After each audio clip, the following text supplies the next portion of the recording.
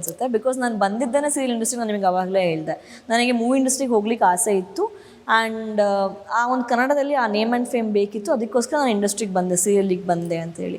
But ಸೀರಿಯಲಿಗೆ ಬಂದಾದಮೇಲೆ serial ಜನಗಳಿಗೆ opportunity ಸಿಗೋದೇ ತುಂಬ ಕಮ್ಮಿ. ಯಾಕಂತಂದರೆ ಡೈಲಿ ನೋಡಿ ನೋಡಿ ನೋಡಿ ನೋಡಿ ಅವ್ರಿಗೆ ಏನಾಗ್ಬಿಡತ್ತೆ, ಇವರೊಂದು ಇಲ್ಲೇ ನೋಡ್ತಾ ಇದ್ದೀವಿ, ಹಾಫ್ ಆನ್ ಅವರ್ ಮನೇಲೇ ಕುತ್ಕೊಂಡು ನೋಡಬೇಕಾದ್ರೆ ₹300 ಕೊಟ್ಟು ಏನಕ್ಕೆ ಬಿಗ್ ಸ್ಕ್ರೀನ್ ಮೇಲೆ ನೋಡಬೇಕು ಅಂತ ಅವ್ರಿಗೆ ಅನಿಸ್ಬಿಡುತ್ತೆ. ಆದರೆ ಏನೂ ಮಾಡೋಕ್ಕಾಗಲ್ಲ. ಬಟ್ ಐ ಗೆಸ್ ಆ ಒಂದು POV ಚೇಂಜ್ ಆಗಬೇಕು ಅಷ್ಟೆ. ಇವಾಗ ರೀಲ್ಸ್ ಮಾಡಿದವರೆಲ್ಲ ಆರ್ಟಿಸ್ಟ್ಗಳಾಗ್ತಿದ್ದಾರೆ. ಸೊ ಇನ್ನೊಂದೇನಂದ್ರೆ ಅಂದರೆ ಇನ್ಫಾರ್ಮೇಟಿವ್ ರೀಲ್ಸ್ ಮಾಡೋರು ಇದ್ದಾರೆ, ಸೊ ತಿಕ್ಲು ಥರ ಹುಚ್ಚಲ್ ಥರ ರೀಲ್ಸ್ ಮಾಡೋರು ಇದ್ದಾರೆ. ಈ ಆಡಿಷನ್ಸ್ ಪ್ಲೇಟಲ್ಲಿ ರೀಲ್ಸ್ ಮಾಡಿರೋ ವಿಡಿಯೋ ಬೇಡ ಅಂತ ಹೇಳಿರ್ತಾರೆ. ಬಟ್ ಅಂದ್ರೂ ರೀಲ್ಸ್ ಮಾಡಿದವರಿಗೆ ಆಪರ್ಚುನಿಟಿ ಕೊಡ್ತಾರೆ. ಸೊ ಇದ್ರ ಬಗ್ಗೆ ನಾನು ತುಂಬ ಮಾತಾಡಿದ್ದೀನಿ. ನನಗೆ ಎಷ್ಟೇ ಮಾತಾಡಿದ್ರು ಅದ್ರಿಗೆ ಬೇಜಾರಾಗಲ್ಲ. ಯಾಕೆ ಅಂತಂದರೆ ನೀವು ರೀಲ್ಸ್ ಮಾಡಿ, ನನಗೇನು ಪ್ರಾಬ್ಲಮ್ ಇಲ್ಲ, ನಾನು ಮಾಡ್ತೀನಿ ರೀಲ್ಸ್ನ. ನಾನು ರೀಲ್ಸ್ ಮಾಡೋಕ್ಕೆ ಯಾವಾಗ ಸ್ಟಾರ್ಟ್ ಮಾಡಿದೆ ಅಂತಂದರೆ, ಅಂದರೆ ರೀಲ್ಸ್ ಟಿಕ್ಟಾಕ್ ಇತ್ತಲ್ಲ ಆವಾಗ ನಾನು ಮಾಡ್ತಾಯಿದ್ದಿದ್ದು. ಅದು 1-2 ಯಾವಾಗ ನನಗೆ ಬೇಜಾರಾಗುತ್ತೋ ಆವಾಗ ನಾನು ಮಾಡ್ತಾಯಿದ್ದೆ. ನಾನು ಯಾವುದೋ ಒಂದು ಸೀರಿಯಸ್ಸಾಗಿ ತೊಗೊಂಡೋಳು ಅಲ್ಲ. ಯಾಕಂದರೆ ನಾನು ಆರ್ಟಿಸ್ಟಾಗೇ ಇದ್ದೋಳು, ನಂಗೆ ಆರ್ಟಿಸ್ಟಾಗೇ ಇರೋಕ್ಕೆ ಇಷ್ಟ. ನನ್ನ ಆ್ಯಕ್ಟಿಂಗ್ನ ಅವರು ಸೀರಿಯಲಲ್ಲಿ ಮೂವೀಸಲ್ಲಿ ನೋಡಿದರೆ ಸಾಕು. ಇದು ನಾನು ರೀಲ್ಸ್ ಮಾಡೋದು ಯಾವಾಗಲಾದರೂ ಒಂದು ಚೂರು ಬೇಜಾರಾಯಿತಾ, ಏನೋ ಒಂದು ಆಯಿತಾ, ಓಕೆ ಒಂದು ಫನ್ನಿಗೆ ಏನಾದರೂ ಬೇಕಾ ಅಂತೇಳಿ ರೀಲ್ಸ್ ಮಾಡ್ತೀವಿ.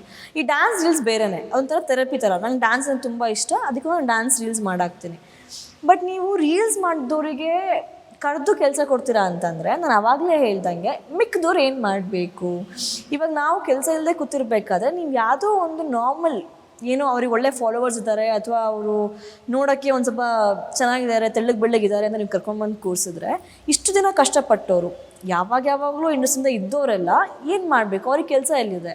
ಆವಾಗ ಅವ್ರು ಡೆಫಿನೆಟ್ಲಿ ಒಂದು ಡಿಪ್ರೆಷನ್ಗೆ ಹೋಗ್ತಾರೆ. ಇಲ್ಲಾಂದರೆ ಕೆಲಸ ಇಲ್ಲದೆ ಬೇರೆ ಭಾಷೆಗಳಿಗೆ ಹೋಗ್ತಾರೆ. ಇಲ್ಲ ಅಂದರೆ ಮತ್ತೆ ವಾಪಸ್ ಅವ್ರದ್ದು IT ಫೀಲ್ಡಾ ಇನ್ನೊಂದು ಮತ್ತೊಂದು ಏನಾದರೂ ಮಾಡ್ಕೋಬೇಕಾಗತ್ತೆ. ಸೊ ನೀವು ಇಂಡಸ್ಟ್ರಿ ಕೋವಿಡ್ ಆದಮೇಲೆ ತುಂಬ ಸಣ್ಣ ಆಗಿದೆ.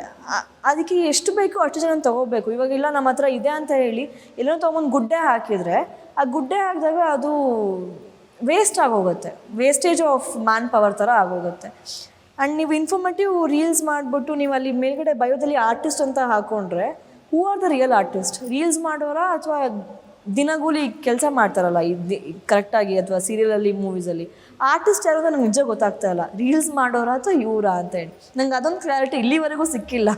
ನನಗೆ ಆ ಬಯೋದಲ್ಲಿ ಆರ್ಟಿಸ್ಟ್ ಅಂತ ನೋಡಿದಾಗ ನನಗೆ ಉರ್ದು ಹೋಗುತ್ತೆ. But I'm like